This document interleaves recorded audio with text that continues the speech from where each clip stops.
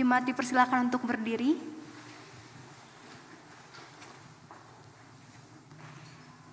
Selamat pagi jemaat sekalian, baik yang beribadah di gedung gereja maupun yang beribadah secara online. Kita bersyukur hanya karena oleh anugerah Tuhan, kita bisa berkumpul dan bersekutu bersama untuk beribadah kepada Tuhan pada pagi hari ini. Sebelum kita memulai ibadah kita, mari kita mengambil waktu teduh sejenak. Kita persiapkan hati dan pikiran kita untuk datang ke hadirat Allah.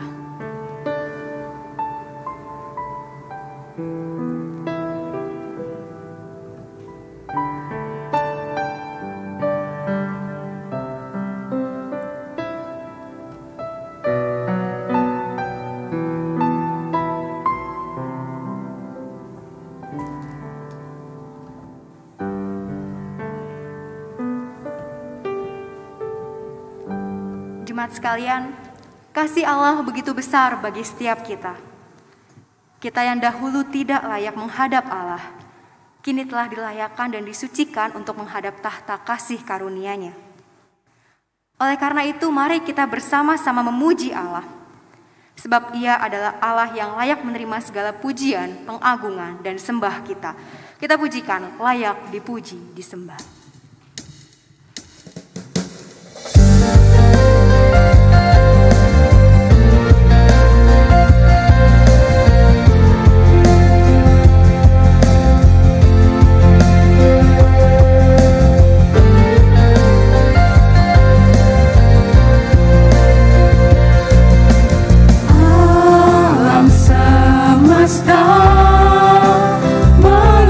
Melukiskan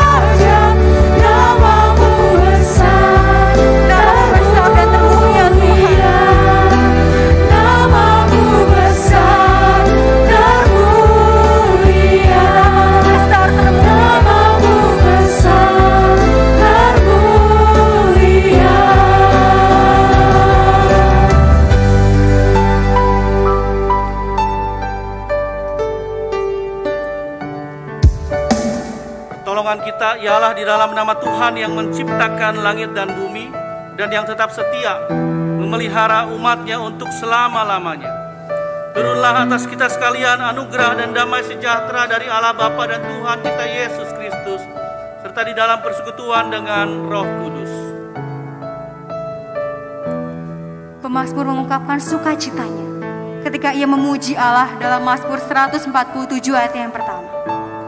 Haleluya, sungguh bermazmur bagi Allah kita itu baik, bahkan indah, dan layaklah memuji-muji itu. Keindahan kasih Allah sekiranya terus membuat kita memiliki kerinduan untuk menaikkan sembah kita hanya kepada Dia. Mari kita kembali menaikkan hormat dan pujian kita hanya kepada Allah Tritunggal.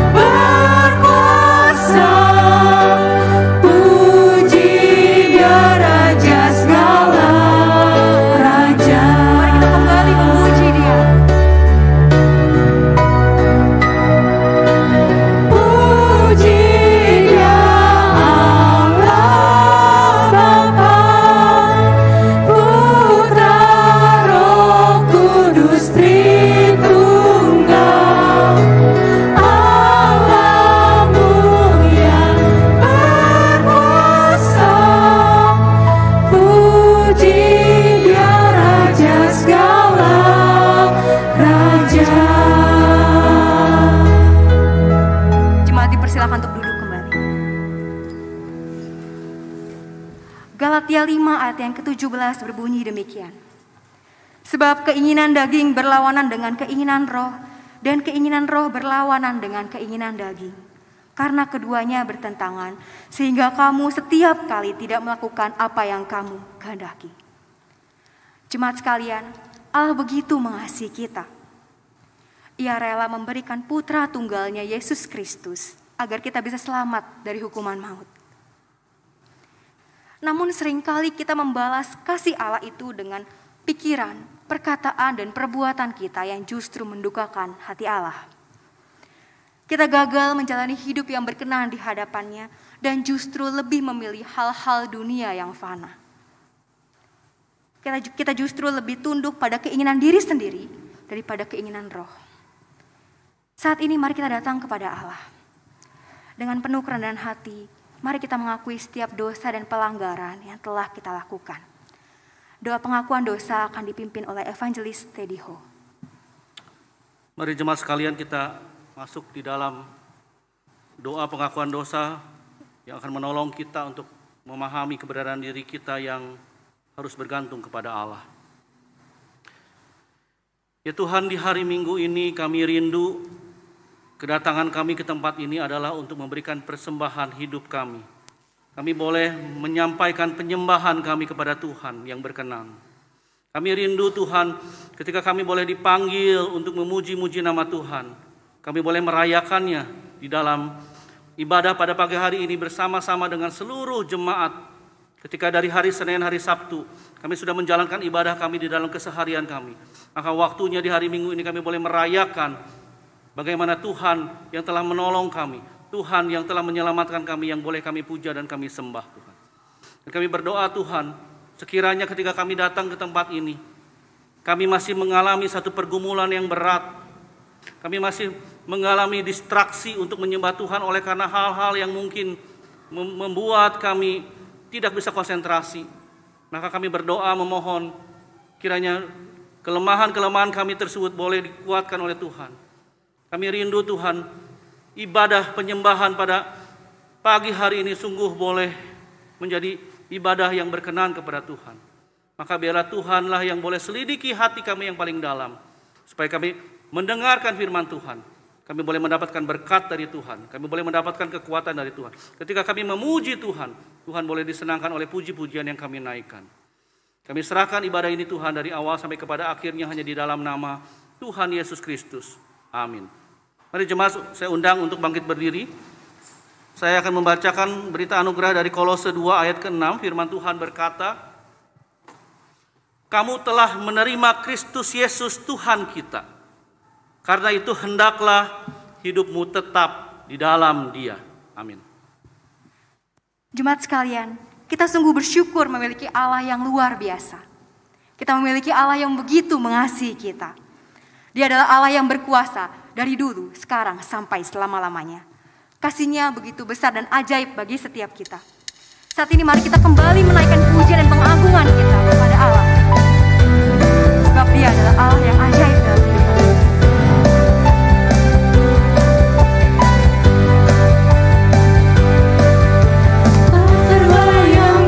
Kebesaran-Mu dan tak terbanding kekuatan-Mu Tuhan, Kau megah bagiku.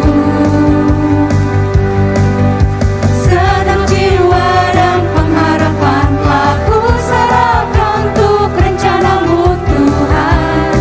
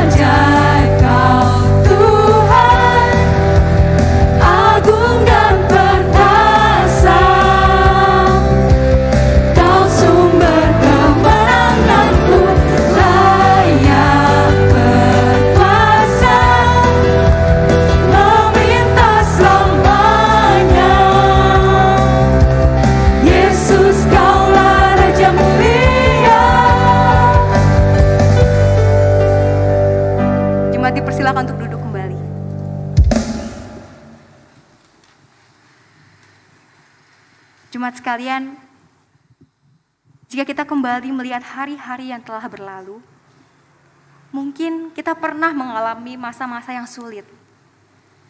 Situasi di mana kita merasa sendirian dan sudah tidak punya kekuatan lagi untuk bangkit. Dan kalau hari ini kita bisa ada di tempat ini, kita bisa bersama-sama memuji Allah, itu semua sungguh-sungguh hanya karena anugerah dan pertolongan Allah dalam kehidupan kita. Dia adalah Allah yang tidak akan pernah membiarkan kita berjalan seorang diri. Dia adalah Allah yang selalu menyertai kehidupan kita. Sebelum kita mendengarkan firman Tuhan dan kembali dikuatkan oleh kebenaran firman Tuhan, mari kita bersama-sama menyanyikan sebuah pujian, Kau Tetap Allah. Biarlah pujian ini senantiasa mengingatkan kita bahwa kita punya Allah yang selalu menyertai setiap musim kehidupan kita.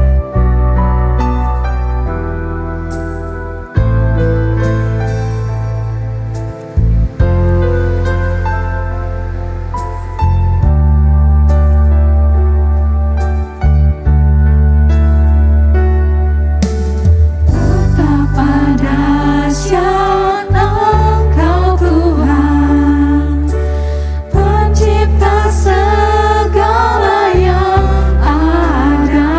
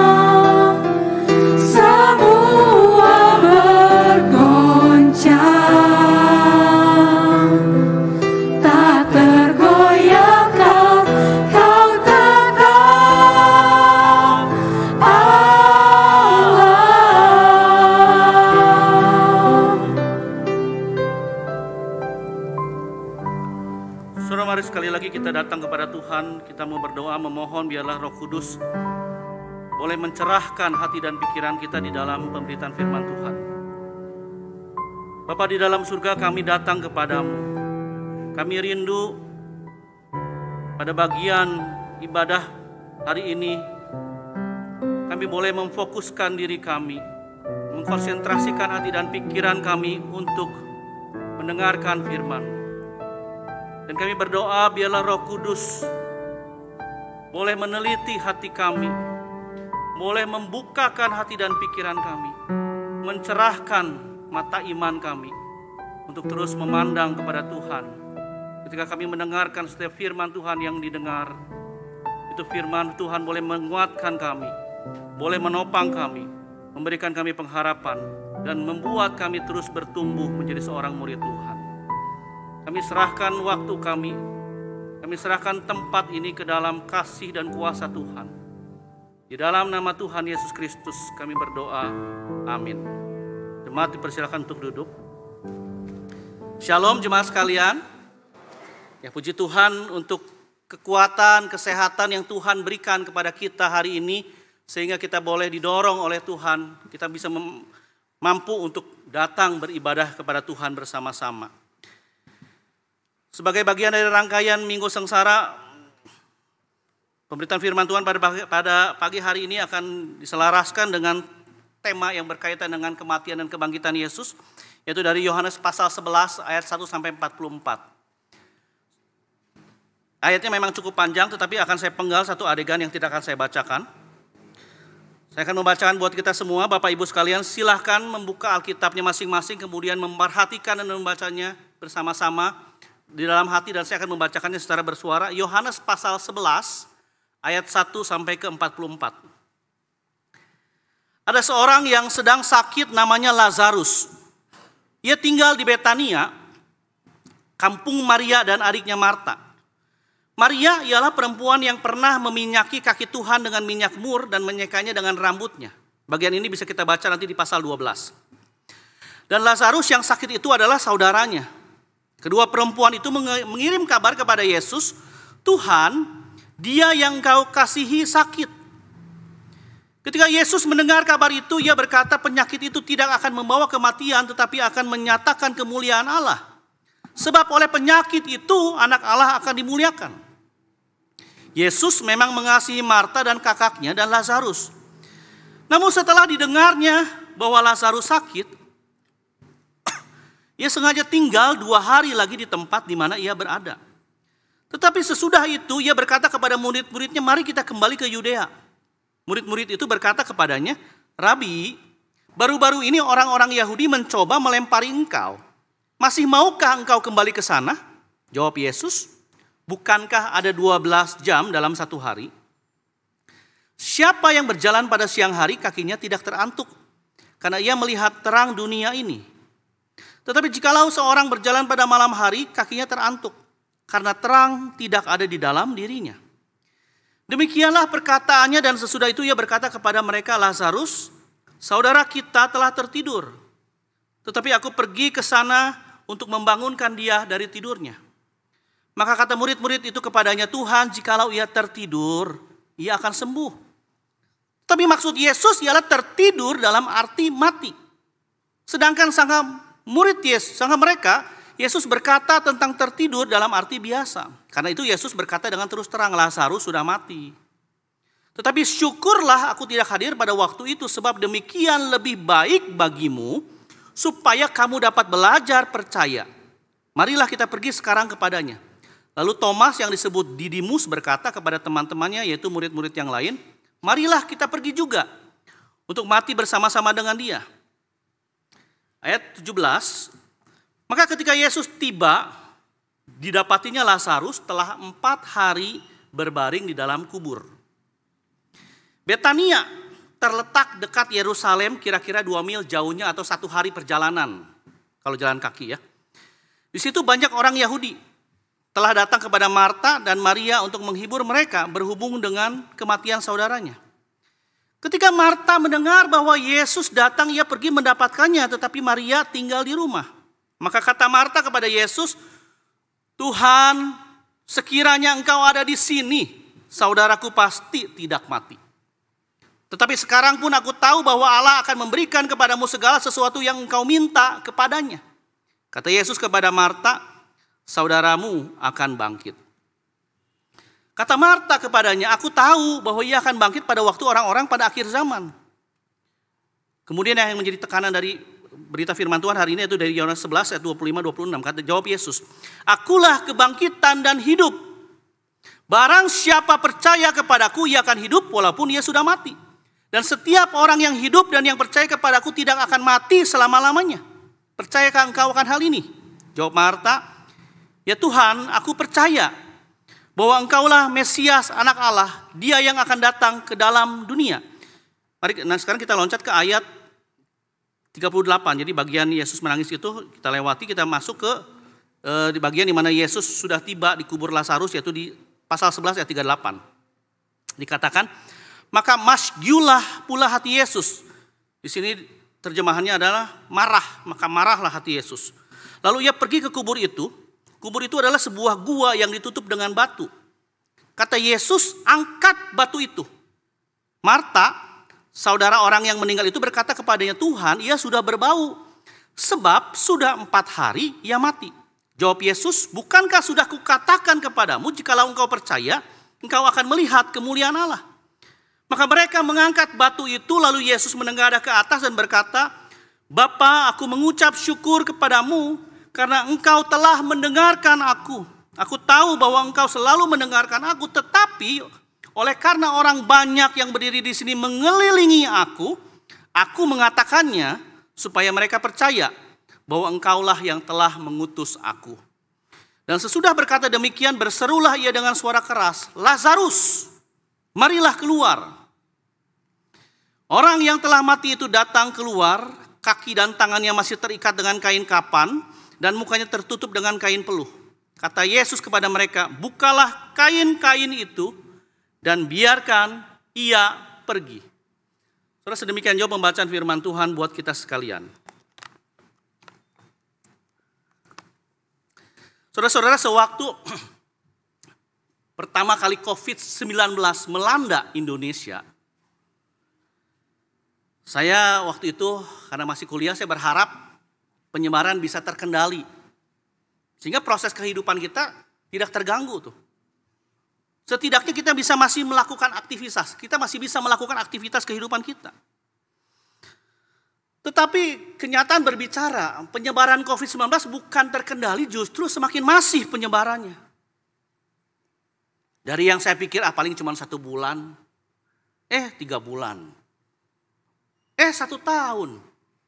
Dan sekarang kita sudah mengalami pandemi selama 2 tahun, saudara. Enggak terpikirkan. Selama 2 tahun ini kita sudah mengalami yang namanya pandemi COVID-19. Selama 2 tahun pula kita mengalami yang namanya ketidakbebasan, saudara. Ketidakbebasan di dalam berpergian tentu saja. Ketidakbebasan di dalam bekerja. Tidak bebas dalam berdagang dan tidak bebas dalam beribadah, saudara. Dan masih banyak ketidakbebasan yang lain terjadi karena masalah pandemi. Kita seperti terikat, terbelenggu. Selama 2 tahun ini khususnya di tahun pertama pandemi ketika gencar-gencarnya COVID menyerang, saudara. Banyak orang yang mengalami insecure, tidak aman. Mengalami paranoid karena takut tertular. Karena sekali tertular itu belum ada obatnya, ujung-ujungnya meninggal. Banyak orang mengalami paranoid. Sekolah-sekolah harus ditutup. Mal-mal tentu saja tutup karena sepi pengunjung. Demikian juga dengan tempat-tempat ibadah, sepi jemaat, sepi kegiatan karena memang ada pembatasan. Yang punya usaha tidak bisa usaha. Bahkan kehilangan usahanya. Yang punya uang, ia harus nombok, bayar ini dan itu hingga menyusut. Yang lebih parah lagi adalah mereka yang tidak punya uang. Orang-orang miskin itu seperti layaknya sudah jatuh ketimpa tangga, saudara. nggak bisa bayar uang sekolah, bahkan untuk makan pun mereka harus nebeng ke anggota keluarga yang lain, saudara. Karena pandemi. Semuanya mengalami yang namanya kesukaran hidup, hanya level kesukarannya saja yang berbeda-beda. Tetapi pada prinsipnya semua orang mengalami kesukaran hidup di dalam pandemi. Dan melalui pandemi ini kita diajak untuk merasakan betapa abnormalnya keadaan dunia yang sudah jatuh ke dalam dosa, saudara. Pandemi terjadi sebagai hasil dari dunia yang abnormal. Dunia menjadi abnormal karena dosa manusia. Tetapi sekarang pandemi ini sepertinya akan segera berakhir ya. Dan kita harus berharap, berdoa kepada Tuhan supaya setelah liburan hari raya ini tidak ada lonjakan yang tinggi lagi terkait dengan penyebaran COVID. Tetapi vaksinasi sudah dilakukan secara gencar di mana-mana ya. Penyebaran COVID juga kita lihat semakin berkurang. Sekolah-sekolah sudah mulai melakukan pembelajaran tatap muka atau PTM. Mal-mal kita dengar sudah mulai buka 100%. Dan yang paling kelihatan jalanan Pasteur sudah mulai macet. Menunjukkan satu dinamika kehidupan sudah mulai bergerak. Ada dinamika kehidupan pasca pandemi yang akan segera dimulai. Ada semangat baru, ada harapan baru. Ada lembaran baru yang mungkin kita akan isi walaupun mungkin tidak akan senormal sebelum kita pandemi. Tapi ada harapan. Namun mungkin di tengah pengharapan ini ada orang yang masih berkata dalam hatinya begini. Seandainya pandemi tidak pernah terjadi, mungkin keadaan saya tidak seperti sekarang ini. Mungkin sekarang saya sudah jadi orang yang sukses. Mungkin laba saya sekarang sudah melipat 2 kali lipat kalau tidak ada pandemi. Tapi gara-gara pandemi saya harus banyak kehilangan. Saya kehilangan usaha, kehilangan toko, kehilangan mata pencaharian, kehilangan kenyamanan dalam banyak hal.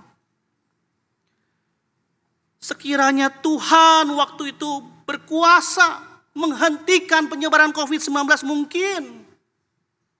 Orang tua saya, kerabat saya, saudara saya, sahabat saya tidak harus meninggal karena COVID-19.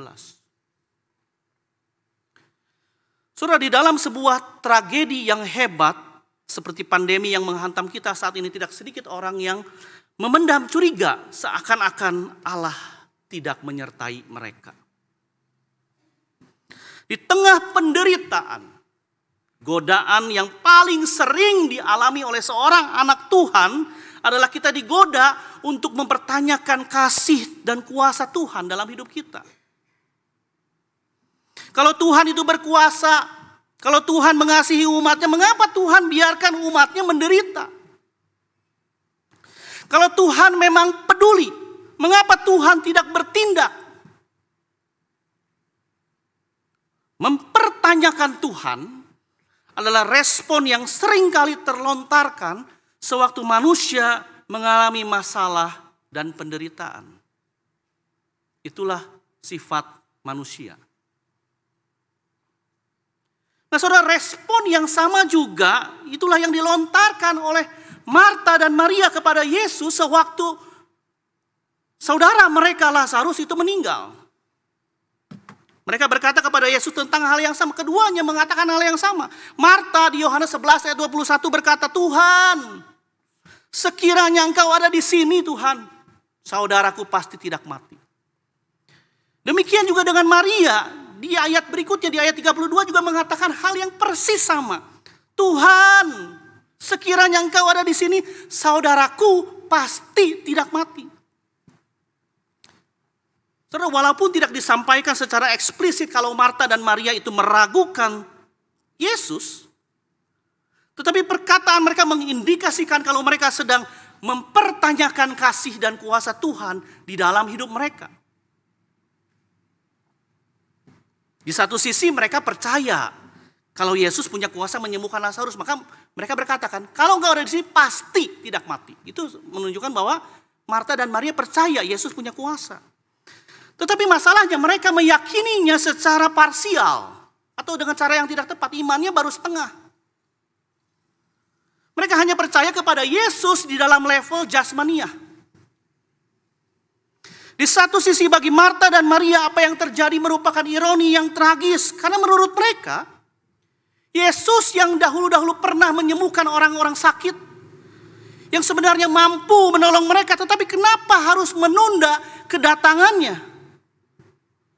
Kalau kita membayangkan diri kita, mungkin kita adalah seorang tabib atau dokter. Lalu ada saudara kita mengalami masalah sakit penyakit dan meminta kita untuk datang, tapi kita menunda kedatangan kita oleh beberapa alasan tentu saja. Hal ini kan akan menjadi pertanyaan, bukan? Demikian juga inilah yang ditanyakan oleh Marta dan Maria. Jadi Maria merasa ironis melihat Yesus yang mampu, tapi kok nggak buru-buru datang? Kok nggak punya empati, seperti tidak peka dan tidak punya empati. Tetapi kalau kita memperhatikan dengan jelas firman Tuhan, di sisi yang lain justru sikap Marta dan Maria adalah yang paling menunjukkan ironis yang sesungguhnya. Mengapa? Karena mereka itu adalah pengikut-pengikut Yesus. Marta dan Maria adalah bagian dari murid-murid Yesus yang mengenal Yesus.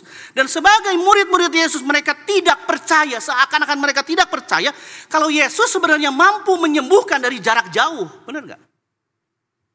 Kalau Yesus mau berkehendak, dia akan bisa menyembuhkan Lazarus dari jarak jauh. Kalau Yesus berkehendak tanpa Yesus harus datang ke Betania, Lazarus akan disembuhkan olehnya. Di Yohanes 4 ayat 46 sampai 54, ini merupakan tanda yang kedua yang dilakukan oleh Yesus. Dikisahkan ada seorang pegawai istana di Kapernaum, anaknya itu sedang sakit keras, sakit demam. Nah, karena dia tahu kalau Yesus itu punya kuasa dalam menyembuhkan, dia kemudian datang menghampiri Yesus dan minta, "Tuhan, datanglah ke rumahku, anakku sedang sakit. Sebelum anakku mati datanglah," kata dia. Tetapi apa jawab Yesus? Yesus menjawab, "Pergilah, anakmu hidup." Pergi. Dengan kata lain Yesus berkata, "Saya nggak perlu datang, kamu pulang aja. Kalau kamu percaya anakmu pasti sembuh, kamu pulang aja, pergi saja." Dengan kata lain Yesus berkata, dia tidak harus datang ke rumahnya. Karena dengan kuasanya Yesus bisa menyembuhkan seseorang dari jarak jauh. Dan Yohanes 4 ayat 52 mengkonfirmasi perkataan Yesus. Dikatakan anak tersebut sembuh tepat pada saat Yesus berkata, "Pergilah, anakmu hidup." Dan ditekankan sembuhnya jam 1, Yesus berkata juga jam 1.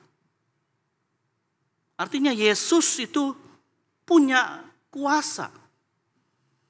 Ia bisa menyembuhkan seseorang dari jarak jauh. Jadi Yesus itu bukan tidak bisa menyembuhkan Lazarus. Tapi ia punya alasan tersendiri kenapa ia tidak langsung datang menyembuhkan Lazarus pada waktu itu. Ada rencana ilahi kenapa ia menunda kedatangannya. Saudara, kalau kita lihat kembali kepada ayat-ayat di awal, memang di Yohanes 11 ini Marta dan Maria itu betul sudah memberi kabar kepada Yesus bahwa Lazarus sedang sakit. Yohanes 11 ayat ketiga menulis begini, "Tuhan, dia yaitu Lazarus yang engkau kasihi sakit." Kemudian di Yohanes 11 ayat kelima juga menulis, Yesus memang mengasihi Marta dan kakaknya dan Lazarus. Nah, dua ayat ini mengonfirmasi bahwa Yesus mengasihi mereka bertiga. Tetapi menariknya memang Yesus tidak langsung datang menuju Betania, justru menunda kedatangannya selama 2 hari. Dia tunda. Mungkin kita akan menjadi seperti Marta dan Maria ya. Mungkin kita juga akan bertanya dan bingung dengan sikap Yesus. Kalau Yesus memang mengasihi mereka, kenapa Yesus kok tidak merespon positif untuk langsung datang mengunjungi Lazarus yang sakit? Mengapa harus menundanya? Atau mengapa kalau memang Yesus punya kuasa menyembuhkan Lazarus dari jarak jauh, tapi kenapa kok tidak melakukan? So, penulis Injil memang tidak menjelaskan apa yang menjadi alasannya, tetapi ada 3 informasi yang perlu kita perhatikan terkait respon Yesus terhadap berita Lazarus, yaitu di ayat keempat, ayat ke-11, dan ayat ke-15. Di ayat keempat Yesus berkata, penyakit itu tidak akan membawa kematian, tetapi akan menyatakan kemuliaan Allah. Sebab oleh penyakit itu, anak Allah akan dimuliakan. Kemudian di ayat 11 juga dikatakan, Lazarus saudara kita telah tertidur. Aku pergi ke sana untuk membangkitkan dia dari tidurnya. Dan terakhir di ayat 15 yang mungkin bisa menjadi petunjuk yang sedikit lebih jelas buat kita kenapa Yesus menunda kedatangannya, yaitu dia berkata begini. Tetapi syukurlah aku tidak hadir pada waktu itu, sebab demikian lebih baik bagimu, supaya kamu belajar percaya. So, dari ketiga ayat tadi kita bisa melihat bahwa yang pertama, bagi Yesus penyakit Lazarus tidak akan membawa kematian, melainkan akan menyatakan kemuliaan Allah. Nah, makna ucapan Yesus ini ada 2. Di satu sisi Yesus memberikan jaminan bahwa sakitnya Lazarus itu bukan akhir segalanya. Matinya Lazarus itu bukan akhir dari segalanya. Karena Lazarus akan dibangkitkan. Tindakan mukjizat yang dilakukan oleh Yesus akan menyingkapkan bahwa Yesus punya kuasa terhadap kehidupan manusia dan kematian manusia. Ia punya otoritas. Dan di sisi yang lain, peristiwa kematian Lazarus juga merupakan simbol bagi kematian Yesus yang akan menyingkapkan kemuliaan Allah. Dan yang kedua, kematian Lazarus kata Yesus itu seperti tertidur. Dengan kata lain, bagi Yesus membangkitkan Lazarus bukan perkara yang sulit. Bagi Yesus membangkitkan Lazarus itu seperti membangunkan seseorang dari tidur. Kematian orang beriman itu dianalogikan seperti tertidur. Dan yang ketiga, ketidakhadiran Yesus saat Lazarus sakit adalah untuk mengajar murid-muridnya percaya bahwa Yesus adalah Mesias, anak Allah yang diutus oleh Allah. Nah, saat ini saya ingin mengajak kita untuk sedikit lebih mendalami sejenak Injil Yohanes, khususnya terkait dengan tema kita hari ini. Soalnya tujuan dari Injil Yohanes itu dicatat di bagian akhir, yaitu di pasal 20 ayat 30 sampai 31. Dikatakan begini. Memang masih banyak tanda lain yang dibuat Yesus di depan mata murid-muridnya yang tidak tercatat di dalam kitab ini. Tetapi semua yang tercantum di sini telah dicatat, tujuannya adalah supaya kamu percaya bahwa Yesuslah Mesias, anak Allah, dan supaya oleh imanmu kamu memperoleh hidup di dalam namanya. Nah, soal peristiwa Yesus membangkitkan Lazarus adalah tanda yang ke-7 dari 7 tanda yang ada, atau merupakan klimaks dari tanda-tanda mukjizat yang sudah dilakukan oleh Yesus. Dan seperti dikatakan di tujuan Injil Yohanes bahwa sebenarnya masih banyak tanda-tanda mukjizat yang dilakukan oleh Yesus, tetapi dari sekian banyak tanda, penulis Injil telah menyusun dan menyeleksi 7 tanda yang menurutnya mampu untuk menuntun para pembacanya percaya kepada Yesus. Dan dari semua tanda mukjizat yang dilakukan Yesus yang dicatat Yohanes, kalau kita perhatikan itu rata-rata berkaitan dengan kehidupan sehari-hari. Dan sebagian besar itu berorientasi kepada kebutuhan hidup manusia, saudara. Misalkan sewaktu Yesus mengubah air menjadi anggur di dalam pernikahan pernikahan di Kana. So, meskipun mungkin anggur bukan kebutuhan primer saat ini, tetapi merupakan sesuatu yang sangat diperlukan pada saat perjamuan pernikahan pada waktu itu. Kemudian juga sewaktu Yesus melakukan mukjizat melipat gandakan 5 roti dan 2 ikan untuk memberi makan 5.000 orang lebih. Yesus memberikan makanan. Makanan itu merupakan kebutuhan yang mendasar bagi umat manusia. Demikian juga dengan tanda-tanda mukjizat lain yang terkait dengan sakit penyakit, kesembuhan, semuanya berorientasi kepada kebutuhan manusia yang juga mendasar. Sembuh dari sakit penyakit adalah kebutuhan manusia, saudara. Pada waktu penyebaran COVID-19 sedang tinggi-tingginya, itu banyak orang yang terkena COVID, khususnya yang terkena komorbid membutuhkan oksigen. Betul tidak? Pada saat itu orang rela membayar mahal hanya untuk mendapatkan satu tabung oksigen. Saudara, supaya sembuh dari sakit penyakit, orang rela mengorbankan harta miliknya banyak hal supaya dia sembuh. Karena ketika seseorang sakit, dia tidak bisa hidup, dalam tanda kutip. Tidak bisa melakukan aktivitas kehidupan. Kenyataan ini menggambarkan bahwa untuk sembuh dari sakit adalah kebutuhan manusia yang mendasar.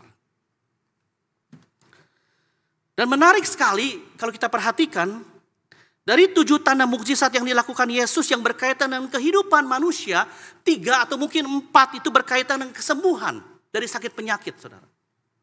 Dari 7 tanda yang ada, 4 itu terkait dengan kesakitan manusia.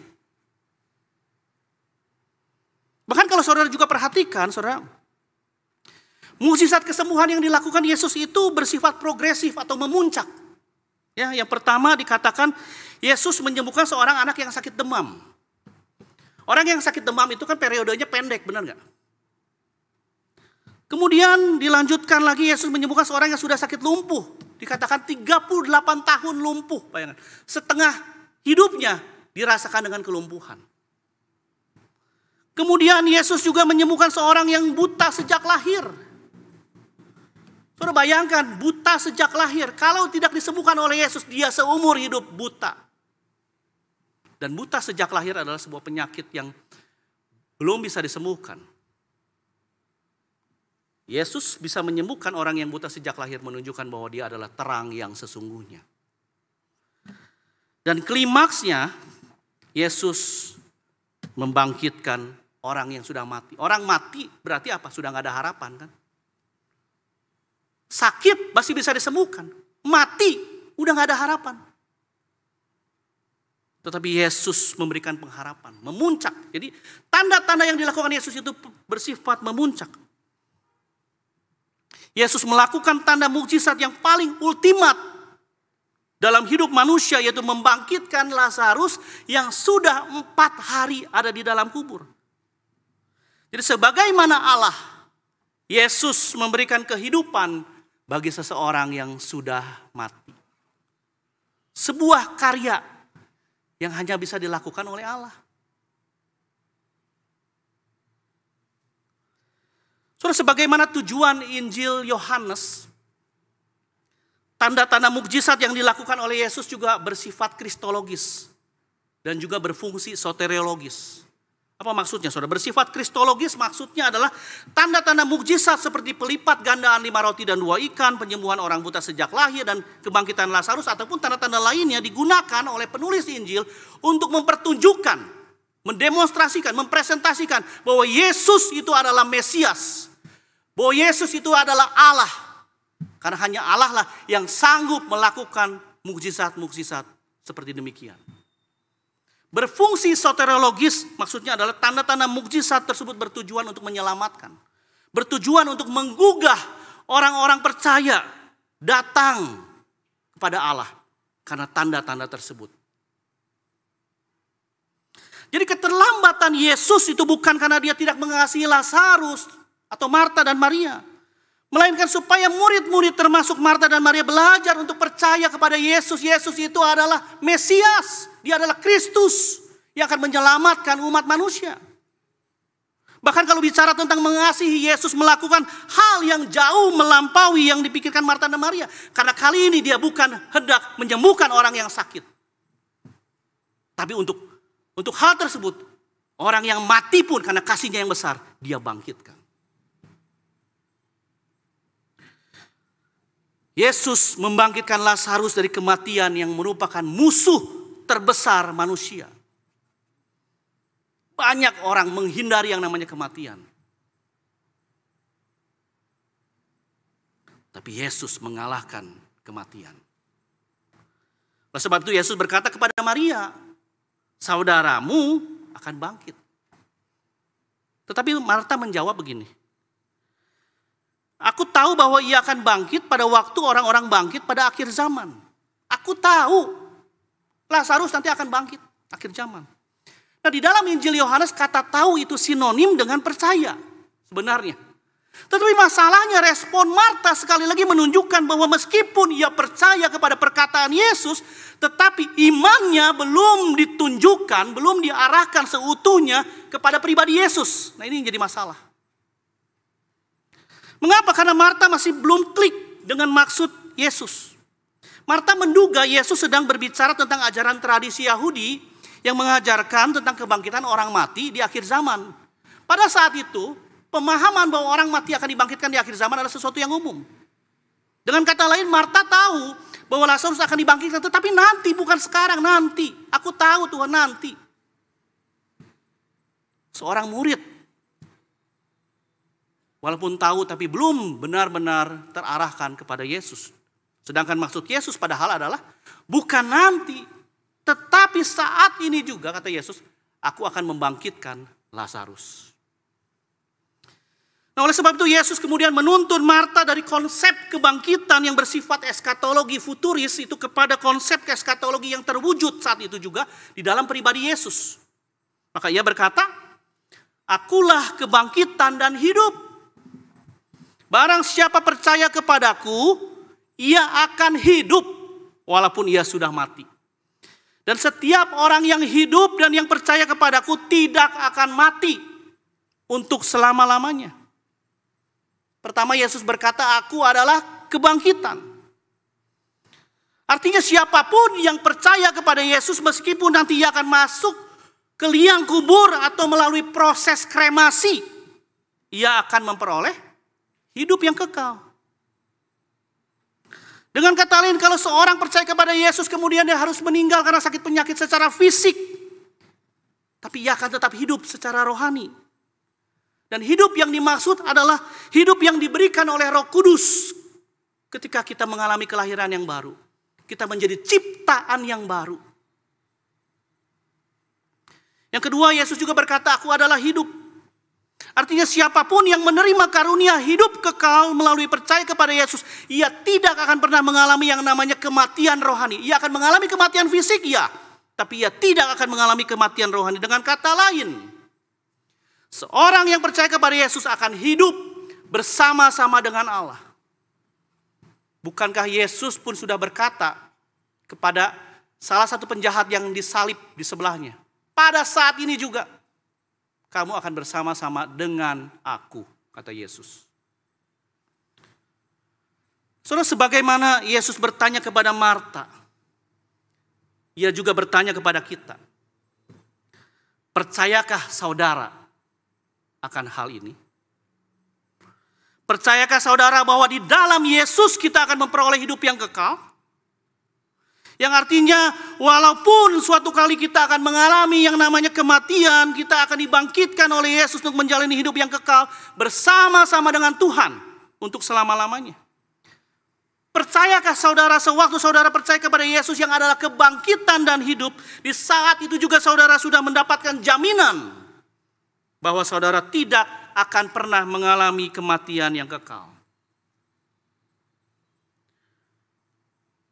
Pertanyaannya, maukah saudara percaya? Maukah saudara mengalami hidup yang kekal bersama-sama dengan Allah?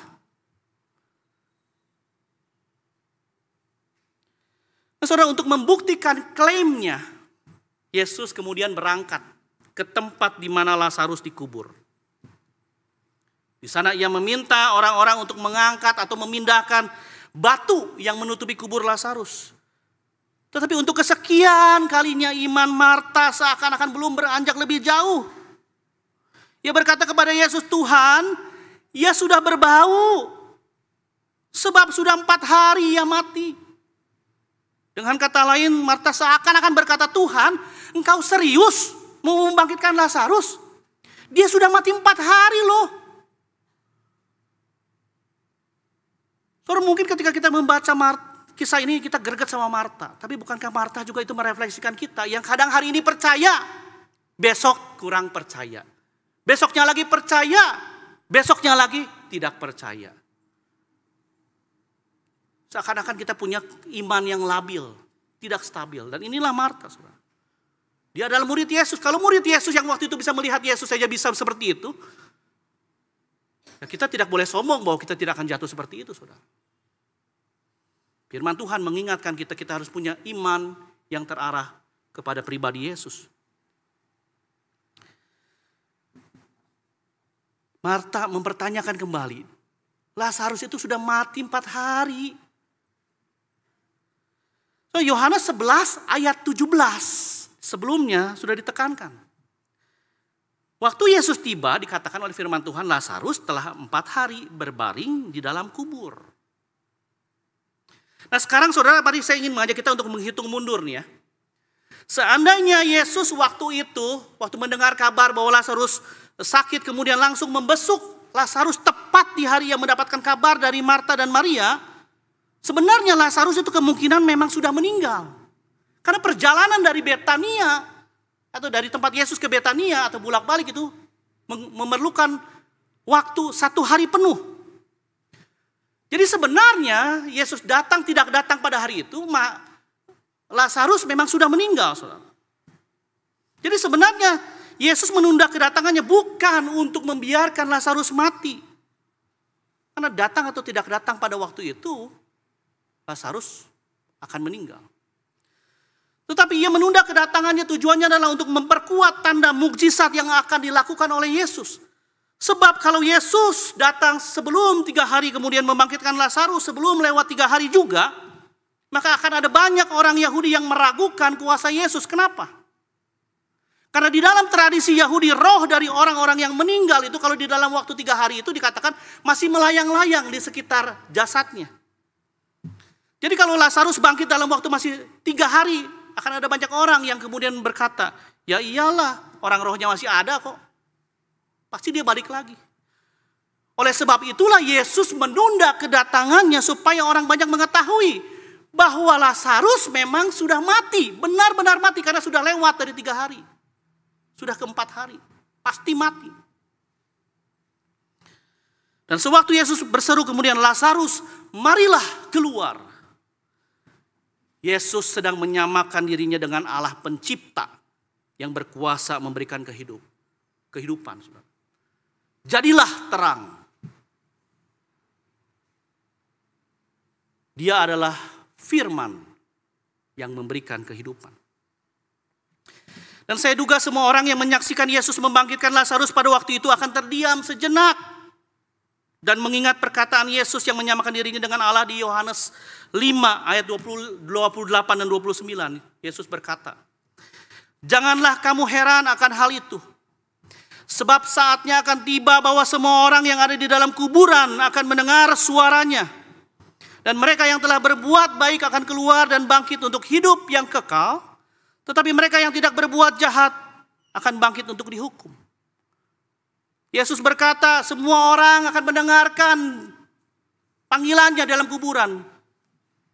Kalau di Yohanes 5, Yesus hanya berkata, menyatakan dirinya setara dengan Allah. Dan di Yohanes 11 dia mempraktikkan, menerapkan bahwa dia memang adalah Allah. Orang yang dari kubur itu, Lazarus itu mendengar panggilannya dan keluar dari kubur. Banyak orang di sana pasti akan kembali teringat akan perkataan Yesus ini. Di awal Yesus berkata bahwa kematian Lazarus akan mendatangkan kemuliaan bagi dirinya sebagai pribadi yang punya kuasa atas kehidupan dan kematian. Kematian dan kebangkitan Lazarus sebenarnya mempresentasikan kematian dan kebangkitan Kristus. Hal-hal detail, kalau saudara perhatikan seperti perempuan yang mendatangi kubur Lazarus, Maria dan Marta yang mendatangi kubur Lazarus. Pintu kubur yang digulingkan, kain kafan yang dilepaskan dari tubuh Lazarus, semuanya terjadi di dalam peristiwa kebangkitan Yesus. Dengan demikian, peristiwa kebangkitan Lazarus adalah sebuah prototipe dari kebangkitan Yesus. Meski demikian, tetap ada perbedaan dari kedua peristiwa tersebut. Yang pertama, tidak seperti kisah Lazarus, kebangkitan Yesus tidak pernah dijelaskan secara detail dan tidak ada campur tangan manusia. Batu yang terguling dengan sendirinya. Kain kafan yang menutupi tubuh Yesus tidak dilepaskan oleh manusia. Hal tersebut menunjukkan bahwa Yesus memang adalah Allah yang punya kuasa dalam kehidupan. Yang kedua, Yesus yang bangkit tubuhnya berbeda dengan tubuh manusia biasa seperti yang dialami oleh Lazarus. Yesus memiliki tubuh rohaniah yang melampaui yang alamiah sehingga dia bisa menembus pintu yang tertutup. Dia bisa memasuki ruangan padahal pintunya tertutup. Dan yang ketiga, Lazarus yang dibangkitkan itu akan kembali mengalami kematian secara fisik. Tetapi Yesus yang bangkit, kebangkitannya akan menuntun kepada kebangkitan orang percaya. Dengan kata lain, Yesus mati, kemudian bangkit pada hari yang ketiga untuk membangkitkan setiap orang-orang percaya yang percaya kepada Yesus dan mengalami hidup bersama dengannya untuk selama-lamanya. Sebelum Yesus membangkitkan Lazarus, kalau kita perhatikan, Yesus berdoa dengan suara yang keras, suara yang nyaring kepada Bapa, supaya orang-orang mendengarnya percaya kepada Yesus. Percaya bahwa Yesus itu adalah Mesias, anak Allah yang diutus oleh Allah. Tetapi sesuatu yang sangat ironis terjadi. Setelah Yesus membangkitkan Lazarus, ayat-ayat berikutnya kalau saudara baca mengatakan, ada banyak orang yang percaya kepada Yesus. Tetapi juga ada orang yang tetap tidak percaya kepada Yesus. Bahkan mereka yang tidak percaya semakin kuat bersepakat untuk membunuh Yesus. Saudara, betapa gelapnya hati dari orang-orang yang tidak percaya itu. Saudara. Sehingga walaupun mereka sudah melihat satu tanda yang mungkin tidak akan pernah bisa mereka lihat sebelumnya. Tetapi begitu kerasnya, begitu dosa itu menguasai hati dan pikiran mereka, mereka tetap tidak mau percaya. Maka betapa kita harus bersyukurnya kalau kita bisa percaya kepada Yesus, walaupun kita tidak melihat. Pertanyaannya adalah ada di posisi manakah kita? Bukankah kita tidak pernah melihat kejadian nyata bagaimana Yesus membangkitkan Lazarus? Kita hanya mendapatkan data kebenaran dari firman Tuhan. Tapi pertanyaannya adalah sama. Percayakah saudara kepada firman Tuhan yang diberitakan hari ini? Perjalanan Lazarus dari kematian kepada kehidupan itu menyimbolkan perjalanan Yesus dari kematian kepada kehidupan untuk memberikan hidup bagi mereka yang percaya kepadanya. Saudara, kita tidak pernah tahu kapan pandemi akan benar-benar berakhir. Kita nggak pernah tahu, saudara. Karena kita tidak bisa melihat masa depan. Tapi sekalipun pandemi benar-benar berakhir, kita juga tidak pernah tahu apa yang akan terjadi kepada kita di masa yang mendatang, saudara. Kita tidak pernah tahu, saudara. Peristiwa Yesus membangkitkan Lazarus dari kematian memberikan kita sebuah pengharapan. Dengan membangkitkan Lazarus dari kematian, Yesus mendemonstrasikan kuasanya di dalam mengalahkan dosa dan maut. Sengat maut sudah dikalahkan oleh Yesus, kata Paulus. Melalui kematian dan kebangkitannya, Yesus menawarkan pengampunan dosa dan hidup yang baru. Pada hari ini, kita sudah mendengar firman Tuhan berbicara bahwa Yesus adalah kebangkitan dan hidup. Barang siapa percaya kepada Yesus, ia akan hidup walaupun ia sudah mati. Dan setiap orang yang hidup dan yang percaya kepada Yesus tidak akan mati untuk selama-lamanya. Pertanyaannya tetap sama. Percayakah saudara akan hal ini? Mari kita berdoa.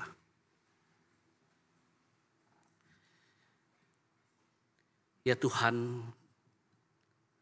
sungguh kami ingin sujud syukur oleh karena karya-Mu yang ajaib di dalam hidup kami. Engkau adalah Allah yang bertahta. tapi mau datang ke dalam dunia, merendahkan dirimu menjadi sama seperti manusia. Bahkan Engkau mengambil rupa sebagai seorang budak yang melayani umatnya. Engkau datang untuk menyelamatkan kami, supaya kami yang percaya boleh mengalami hidup yang kekal, hidup bersama-sama dengan Allah selama-lamanya.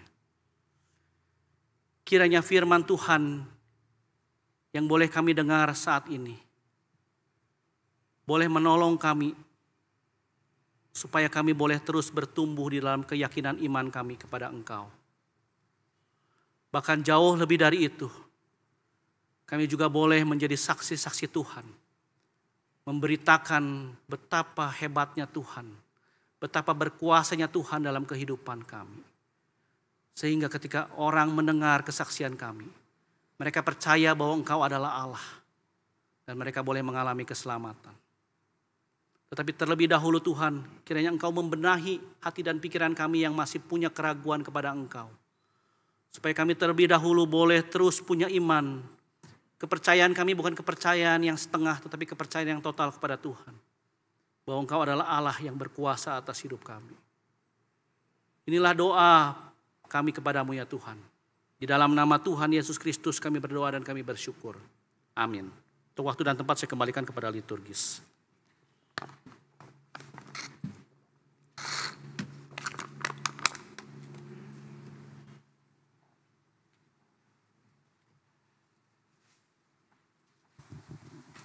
Jemaat dipersilakan untuk berdiri.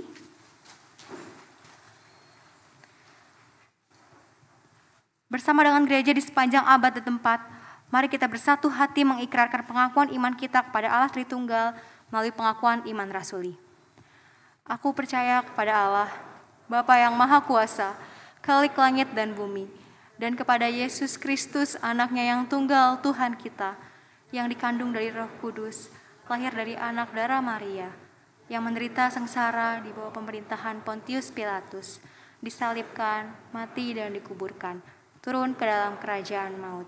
Pada hari yang ketiga, bangkit pula dari antara orang mati, naik ke surga, duduk di sebelah kanan Allah, Bapa yang Maha Kuasa, dan dari sana Ia akan datang untuk menghakimi orang yang hidup dan yang mati. Aku percaya kepada Roh Kudus, gereja yang kudus dan am, persekutuan orang kudus, pengampunan dosa, kebangkitan tubuh, dan hidup yang kekal. Amin. Jemaat dipersilakan untuk duduk kembali.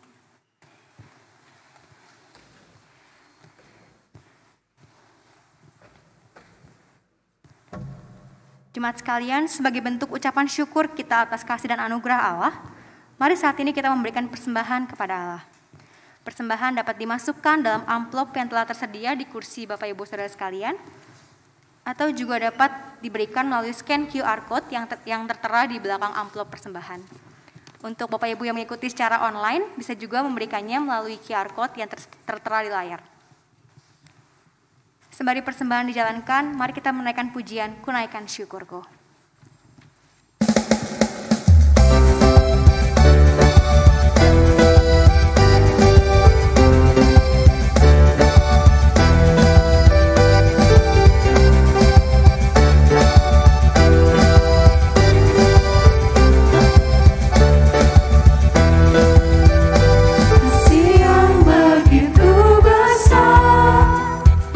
Lebih kuat dari dosa.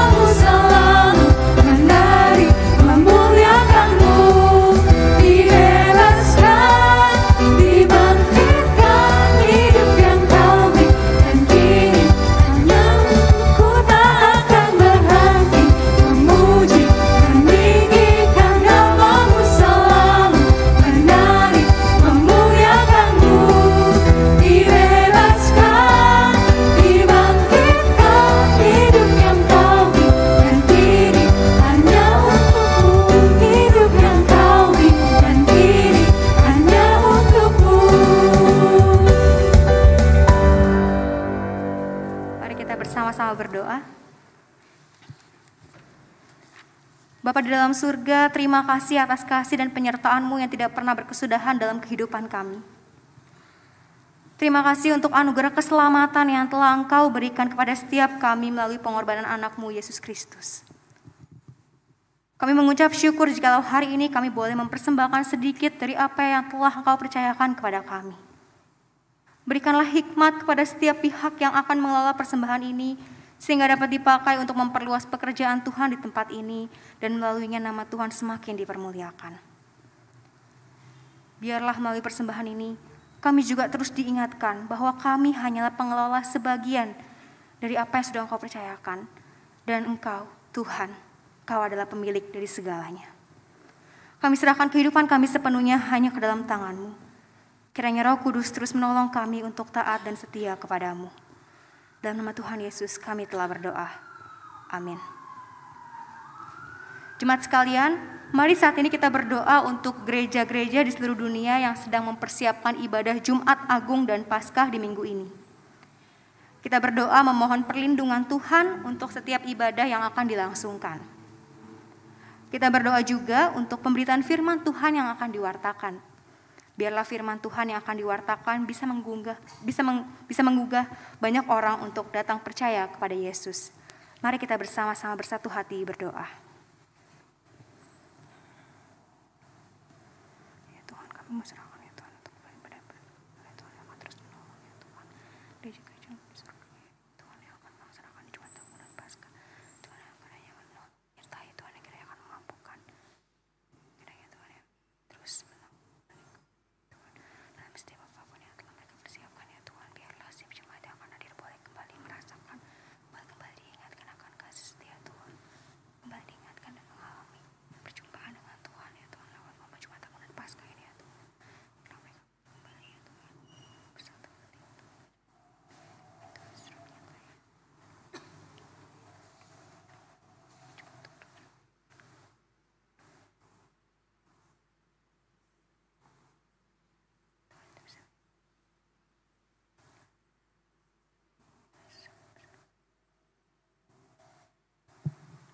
Amin. Jemaat diundang untuk berdiri. Saat ini mari kita kembali memberikan segala kemuliaan, hormat, dan pujian kepada Allah Tritunggal. Kita pujikan New Doxology dan doa berkat akan disampaikan oleh Pendeta Chandra Gunawan.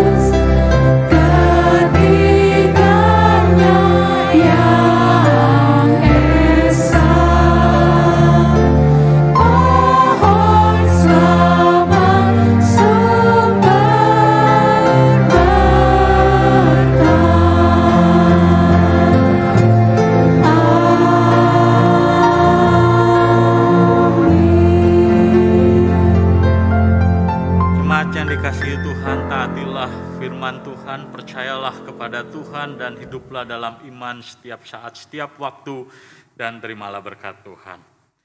Kasih karunia dari Allah Bapa kita dan dari Tuhan kita Yesus Kristus dan persekutuan dengan Roh Kudus menyertai jemaat sekalian dari sekarang sampai selama-lamanya. Amin.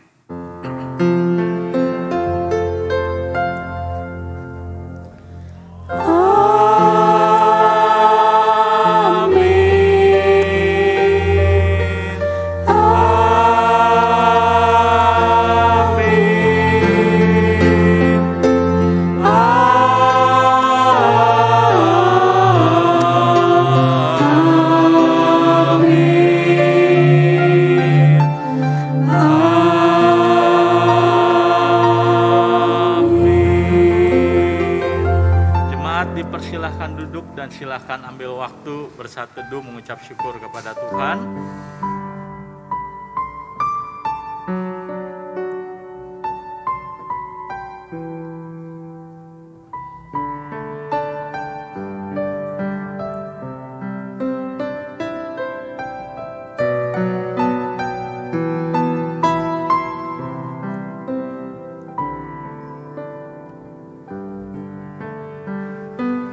Amin. Jemaat yang dikasihi Tuhan, sebelum saya menyerahkan untuk liturgos membacakan warta, saya akan menyampaikan sedikit penjelasan mengenai puasa, sebagaimana panitia Paskah meminta pertolongan kepada para hamba Tuhan untuk boleh menjelaskan mengenai teknis bagaimana orang-orang Kristen berpuasa. Jadi kalau kita mempelajari Alkitab, kita akan tahu bahwa puasa memang merupakan sebuah praktik disiplin rohani yang memang diajarkan di Alkitab. Jadi kalau kita membaca di dalam Perjanjian Lama, di sana diajarkan bahwa puasa itu kita lakukan pada waktu malam ataupun petang sampai dengan petang lagi. Nah ini jadi agak berbeda dengan puasa yang kita lihat dilakukan oleh sesama kita yang di bulan ini juga sedang berpuasa. Dan yang kedua, puasa itu memang di dalam Perjanjian Lama diajarkan bahwa puasa itu memang tidak makan dan tidak minum. Nah itu pada umumnya demikian. Nah tetapi yang penting untuk kita boleh pahami adalah bahwa di dalam Alkitab puasa bukan sekedar kita membatasi diri atau tidak makan dan tidak minum, bukan sekedar itu. Nah, dari dalam Alkitab kita belajar bahwa puasa itu melampaui sekedar tidak makan dan tidak minum, apalagi sekedar menurunkan berat badan, kebetulan misalnya begitu ya, bukan itu tujuan utamanya. Karena kalau kita membaca dalam Alkitab, puasa merupakan sebuah disiplin rohani yang kita gunakan, di mana kita itu membuat diri kita terfokus kepada Tuhan. Gitu ya, artinya kita menggunakan waktu di mana kita berpuasa itu terutama untuk mencari Tuhan. Nah, maka di dalam konteks berpuasa di zaman sekarang, nah kita memang mungkin bisa tidak makan, tidak minum, makan dan minum itu kita gunakan, waktu kita biasa makan dan minum itu kita gunakan untuk berdoa, untuk mencari Tuhan, beribadah dalam keluarga. Nah, tetapi kita menyadari bahwa yang menjedot perhatian kita dalam dunia sekarang ini bukan sekedar masalah makan dan minum misalnya. Tapi ada hal yang lain, misalnya apa? Media sosial. Nah, jadi ketika kita berpuasa, kita bukan hanya abstain dari makan dan minum, tapi mungkin kita juga perlu abstain dari media sosial yang biasa kita geluti, kita nikmati setiap hari. Artinya di hari-hari di mana kita berpuasa, kita membatasi itu dan menggunakan waktu yang biasa kita gunakan untuk nonton YouTube misalnya, untuk lihat berita ini dan itu kita gunakan sekarang untuk apa? Untuk berdoa, untuk mencari Tuhan, untuk belajar menghayati apa yang Tuhan kerjakan dalam kehidupan kita. Nah, lalu seringkali yang ditanyakan adalah apakah dalam puasa Kristen ada istilah batal? Tidak ada istilah batal, gitu ya. Yang ada adalah bahwa kita memiliki komitmen untuk menggunakan waktu yang biasa kita nikmati untuk diri kita, sekarang kita gunakan untuk mencari Tuhan. Nah, jadi ada yang bertanya, kalau orang misalnya tidak kuat minum, mau puasanya makan saja bisa enggak? Nah, sekali lagi puasa bukan sekedar perihal makan dan minum. Normalnya Umat Tuhan diajar ketika berpuasa memang tidak makan dan tidak minum. Tapi kalau di antara kita ada yang tidak bisa untuk tidak minum atau tidak bisa untuk tidak makan oleh karena sakit diabetes misalnya. Nah, maka kita sebenarnya bisa tetap berpuasa tetapi kita abstain di dalam hal-hal yang lain seperti misalnya seperti saya katakan tadi media sosial dan lain sebagainya. Tetapi bagi kita yang bisa tidak makan, tidak minum, ya tentu kita diharapkan untuk berpuasa sebagaimana yang Alkitab ajarkan kepada kita. Tapi sekali lagi, fokus utama daripada puasa bukan sekedar tidak makan dan tidak minum, bukan. Tetapi kita berupaya supaya waktu yang biasa kita gunakan untuk menikmati hal-hal yang ada di dunia ini, sekarang kita gunakan untuk menikmati relasi kita dengan Tuhan. Untuk menghayati apa yang Kristus telah kerjakan dalam kehidupan kita dan Kristus akan berikan kepada kita ketika satu kali Tuhan datang yang kedua kalinya.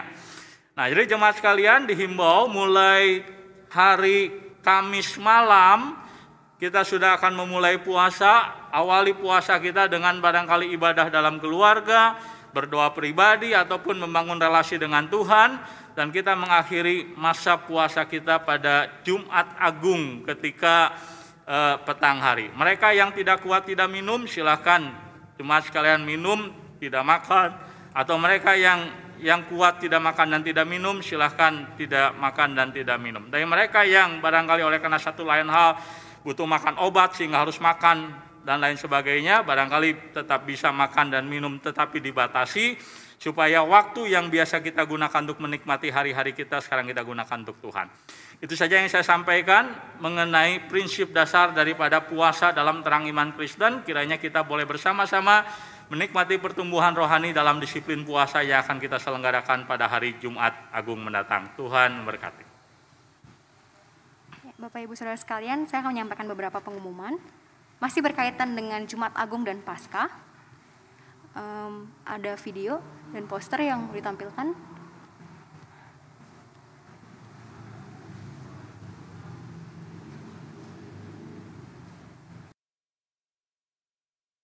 Jumat Agung dan Paskah tahun 2022, GKIM Hosana Bandung mengajak jemaat semua untuk mengadakan ibadah keluarga. Mulai hari Senin tanggal 11 April sampai tanggal 16 April. Ibadah keluarga dilakukan dengan cara mengumpulkan semua anggota keluarga,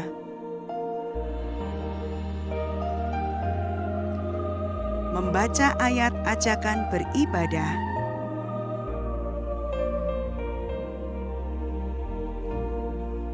menyanyi 1 atau 2 pujian,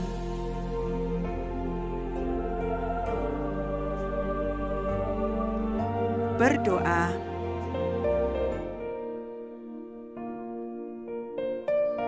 membaca Alkitab dan renungan,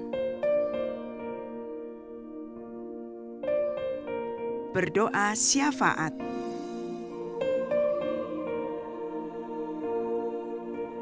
Buku renungan ibadah keluarga hanya tersedia dalam bentuk digital. Bapak Ibu bisa mendapatkannya dengan menghubungi TU Gereja.